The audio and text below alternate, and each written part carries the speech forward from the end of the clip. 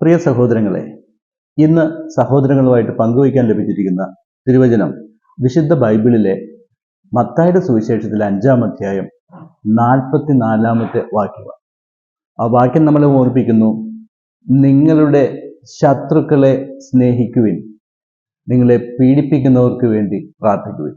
ഒരിക്കലും നമുക്ക് ചിന്തിക്കാൻ പോലും സാധിക്കാത്ത കാര്യമാണ്. ശത്രുക്കളെ സ്നേഹിക്കണമെന്നും നമ്മളെ ഉപദ്രവിക്കുന്നവർക്ക് വേണ്ടി പീഡിപ്പിക്കണമെന്നൊക്കെ പറയുമ്പോഴേക്കും സാധാരണ രീതിയിൽ ഒരുമാതിരിപ്പെട്ടവർക്കൊന്നും പറ്റത്തില്ല. പക്ഷേ നമ്മളുടെ ശത്രുക്കളോട് വൈരാഗ്യം വെച്ച് പുലർത്തുകയാണെങ്കിൽ, നമ്മളെ പീഡിപ്പിക്കുന്നവർക്ക് വേണ്ടി അവരോട് ക്ഷമിക്കാതെ നമ്മൾ അവരുടെ നാശമാണ് ആഗ്രഹിക്കുന്നതെങ്കിൽ യഥാർത്ഥത്തിൽ നമ്മളുടെ സ്വസ്ഥതയാണ് ഇല്ലാതാകുന്നത്.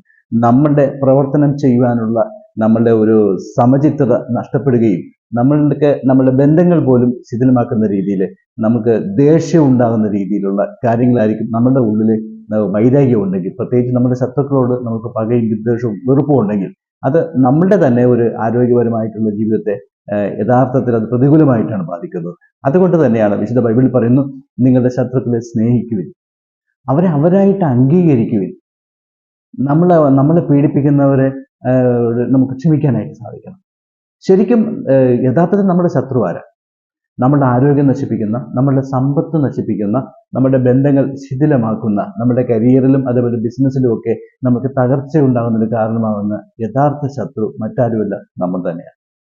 ഒരുപക്ഷെ നമ്മുടെ കുടുംബത്തിലുള്ളവർ നമ്മളെ ഒറ്റപ്പെടുത്തുമ്പോൾ, അല്ലെങ്കിൽ നമ്മളെ കൈയൊഴിയുമ്പോൾ, ജീവിത പങ്കാളി നമ്മളെ സംശയിക്കുകയും അതിൻ്റെ പേരിൽ അകന്നു കഴിയേണ്ടി വരുന്ന ഒരു സാഹചര്യത്തിൽ, അതല്ലെങ്കിൽ നമ്മുടെ സ്ഥാപനത്തിലോ അതല്ലെങ്കിൽ നമ്മുടെ വ്യാപാര സ്ഥാപനത്തിൽ നമ്മളെ മറ്റുള്ളവർ ഒറ്റപ്പെടുത്തുന്നതായിട്ടോ ചതിക്കുന്നതായിട്ടോ നമുക്ക് തോന്നുമ്പോൾ, നമ്മുടെ ബന്ധത്തിലുള്ളവർ, നമ്മുടെ മാതാപിതാക്കളോ സഹോദരങ്ങളോ നമ്മളോട് നീതി കാണിച്ചില്ല എന്ന് വരുമ്പോഴൊക്കെ പലപ്പോഴും നമ്മൾ അവിടെ തകർന്നു പോവുകയും നമ്മൾ ഉൾവലിയുകയും ഒരുപക്ഷെ നമ്മളൊരു ഡിപ്രഷൻ്റെ ഒരു സ്റ്റേജിലേക്ക് പോകുന്നു. ആരോടും മിണ്ടാതെ, എല്ലാവരോടും വെറുപ്പും ദേഷ്യമാണ്, ആരോടും ഒന്ന് കാണുവാനോ സംസാരിക്കാനോ നമ്മൾ സാധിക്കാതെ, ഒന്നിനോടും താല്പര്യമില്ലാത്തൊരവസ്ഥ.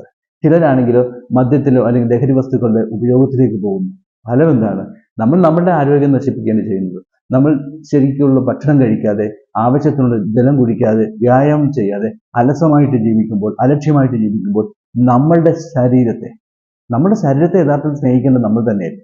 ഈ ശരീരത്തെ നശിപ്പിച്ചാൽ പിന്നെ ആർക്കാണ് ആ ശരീരത്തെ ഒന്ന് രക്ഷപ്പെടുത്താനായിട്ട് സാധിക്കുന്നത്? പ്രിയമുള്ളവരെ, അതുകൊണ്ട് നമ്മൾക്ക് നമ്മളെ സ്നേഹിക്കാം. നമ്മളുടെ കടമ എന്താണോ, നമ്മളുടെ ലക്ഷ്യം എന്താണോ അതിനു വേണ്ടി പ്രവർത്തിക്കാം. അതിൽ നിന്ന് നമ്മളെ പിന്തിരിപ്പിക്കാൻ വേണ്ടി അതല്ലെങ്കിൽ ആ രീതിയിലുള്ള ബാഹ്യ ഇടപെടലുകളൊന്നും നമ്മൾ ഉൾക്കൊള്ളുന്നത്. നമുക്ക് നമ്മുടെ ലക്ഷ്യമായിരിക്കണം വലുത്. നമ്മളുടെ സന്തോഷവും സമാധാനവും ആയുസ്സും ആരോഗ്യവും അതിനു വേണ്ടി നമ്മൾ പ്രവർത്തിക്കുമ്പോൾ അതിൻ്റെ ഒരു പോസിറ്റീവായിട്ടുള്ള എനർജി, ആ ഒരു വൈബ് നമ്മളുടെ സമൂഹത്തിലേക്കും നമ്മുടെ കുടുംബത്തിലേക്കും അത് പ്രസരിക്കും. അതുകൊണ്ട് നമ്മൾക്ക് ശത്രുക്കളെ ഇനി മുതൽ സ്നേഹിച്ചുകൊണ്ട്, നമ്മളെ പീഡിപ്പിക്കുന്നവരോട് നമുക്ക് ക്ഷമിച്ചുകൊണ്ട് നല്ല വ്യക്തികളായിട്ട് നമുക്ക് മാറാം. നിങ്ങളുടെ ജീവിതത്തിൽ എല്ലാവിധ സൗഭാഗ്യങ്ങളും ഉണ്ടാകട്ടെ എന്ന് ആശംസിക്കുന്നു. വീണ്ടും മറ്റൊരു സന്ദേശവുമായിട്ട് നമ്മൾക്ക് നാളെ കാണാം.